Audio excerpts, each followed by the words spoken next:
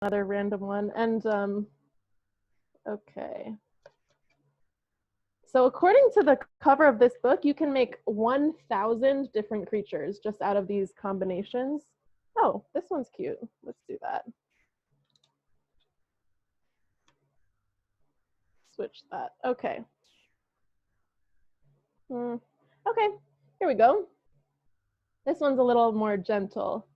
This one is called the Rubatit. Rubatit? Looks pretty sweet. I hope it's not 7 feet tall. We'll find out. So, the Rubatit. Dazzling the eye by their graceful movements, these lovely creatures have huge appetites and eat half their own weight every night. They are kept in a humid aquarium with wood bark to hide in. I wonder what they eat. This is reminding me, one of our book clubs, 2 of our book clubs have learned about an animal that doesn't quite eat half of its weight, but it eats almost 45 pounds of food a day. Any of my book club friends want to jump in here? Whoa, I wonder what that could be. Coco. A gorilla? Wow. Yeah. Did you know that, Miss Molly? I did not know that. 45 I'm not even sure about pounds this of one. food a day. Yeah, that's a lot. I wonder how much of our body weight we eat every day.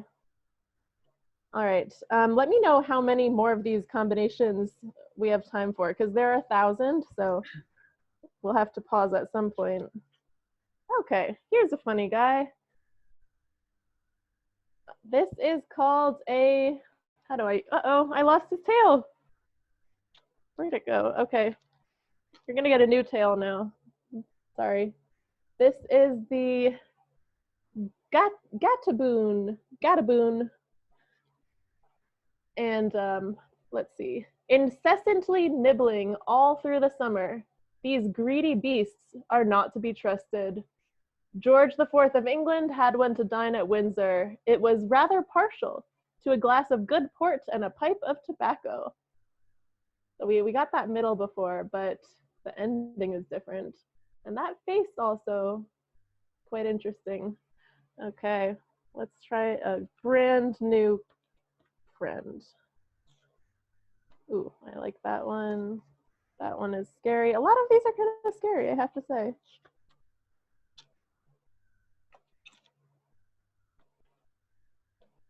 Okay, here's a busy one. This one has babies and a lot going on. I see a lot of pairs of eyes here.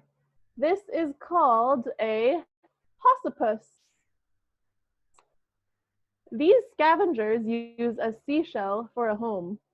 Some species will suddenly go limp, shut their eyes, and pretend to be dead.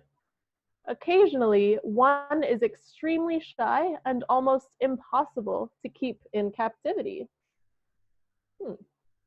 Good to know. Okay, let's mix it up.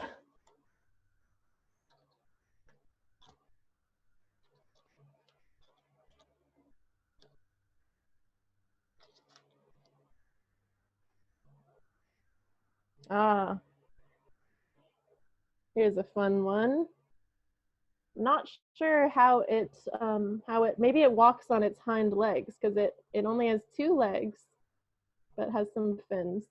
So this one is called an alunkfihu.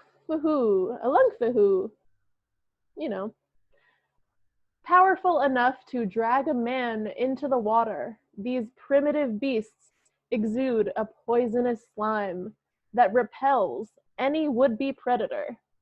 Encased in armor, they're protected by wildlife organizations and charitable trusts.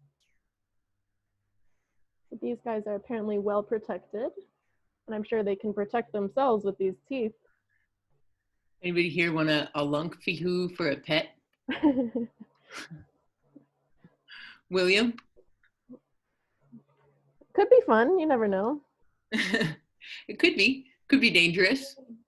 Like to live dangerously. Yeah. Exactly. I was wondering if Miss Molly could make the creature on the front of the book. This one? Yeah. Yeah. Can you do you have any guesses what three creatures are involved here?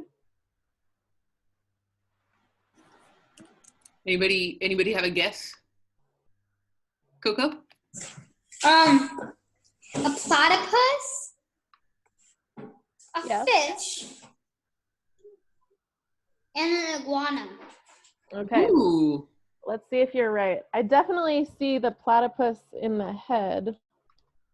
So let's try to find that. Okay. Well, here is actually, you can see a regular page for once. This is the platypus. So platypus head. Now the body was an egg, right? And I believe that belongs to an alligator, actually. There we go. So there's the body. It's an alligator baby that's hatching. And the tail is that rainbow one, which I believe belongs to kind of a caterpillar. There we go. Huh. And so this creature is called a Plagialar. Looks kind of cute. Once described as looking like hot water bottles, these animals emit hideous bellowing calls during the breeding season. Unfortunately, they're often made into a highly nutritious dish by the Kalahari Bushmen. Sad life for the Plagialar. And I wonder if they just always have a piece of an eggshell wrapped around them. Wonder about the animal that it's eating too. It's like a green shrimp. I'm not sure what that is. Okay, let's try. Okay, I like that one. We haven't seen that yet.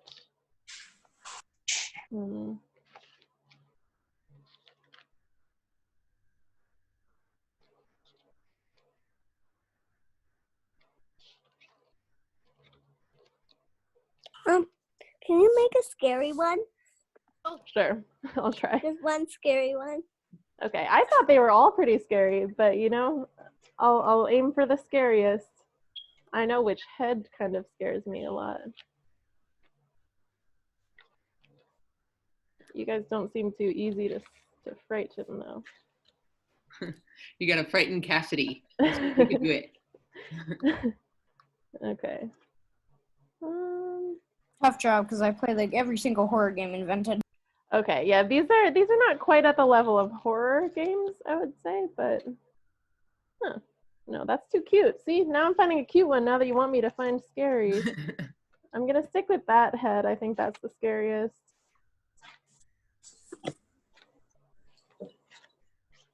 And I'm so curious. Anybody have a guess what the scariest head might be? What animal do you think has the scariest head? Coco? A rhinoceros. Interesting. Okay. It looks like they're just gonna charge at you with their huge horns. Okay.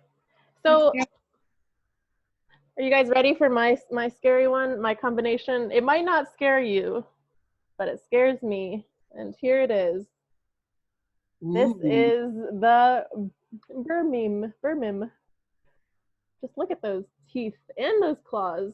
The tail, I know the tail's not scary on its own, but I think the combination adds something a little bit.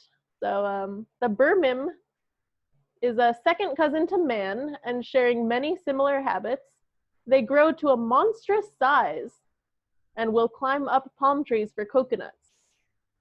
Can you imagine this thing climbing up a palm tree? They can be found accidentally imported among bunches of bananas. So here's the thing. You will never know if you're going to get a Burmim when you order a bunch of bananas.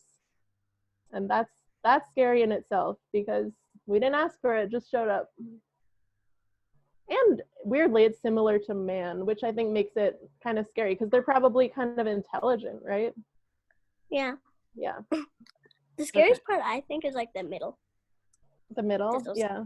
What do you think this middle belongs to?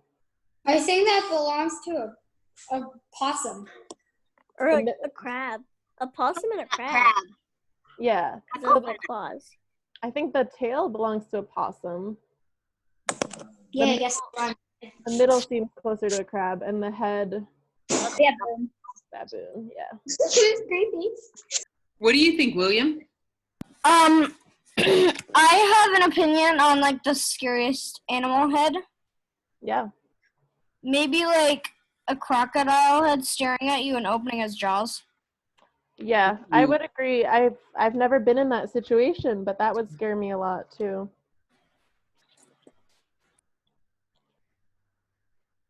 I feel like I'm repeating some. Maybe I can do one more. I haven't seen this part yet. Oh, I think Miles might have a suggestion too. What's up? Oh Miles? yeah? Maybe the scariest thing I think is a big hippo opening its giant jaw at you. Yes, I would agree. Yeah, hippos are really strong. So I wouldn't want to mess with them. Yeah.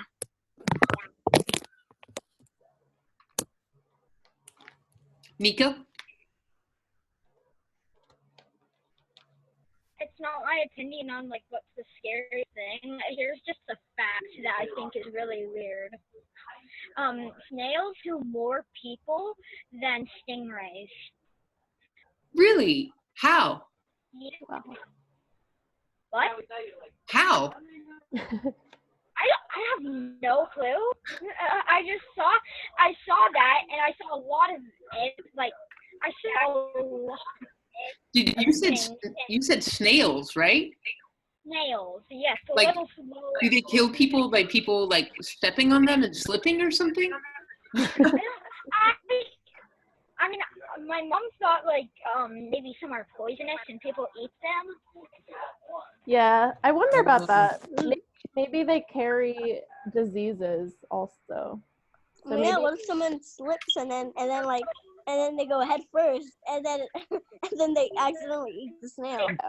And like, what happens then? Yeah, Okay. Bianca? Did you guys hear about the new bee that came out that can kill you? A Yeah. killer bee? Yeah. Oh, Bee. the It's hornet. like this big. The I heard about that. Yeah. yeah, it was a hornet. Yeah. hmm Scary. Scary. All right, I have one more for you guys. I think I'm running out of brand new combinations, but I think That's this one creepy. is kind of cool. Cute No? and creepy. Cute And then and- like, what if you saw that thing flying? Ooh. yes, Oh my god. it looks like it can fly, but also maybe lives underwater because there's a little starfish there. So it's versatile, and it's called a Ytor. There are over 60,000 different species of this pest, and vast numbers hover over fragrant flowers, daintily sipping nectar. Like winged gems, they seem to be kept in a humid aquarium with wood bark to hide in. So it sounds like they escape the aquarium to go get nectar from flowers. And there are over 60,000 different species of them. We've at Redwoods have been learning some things about how flowers are pollinated. So I'm like just imagining this Wow. creature sticking its long tongue down there to pollinate something. Yeah. Has Very anybody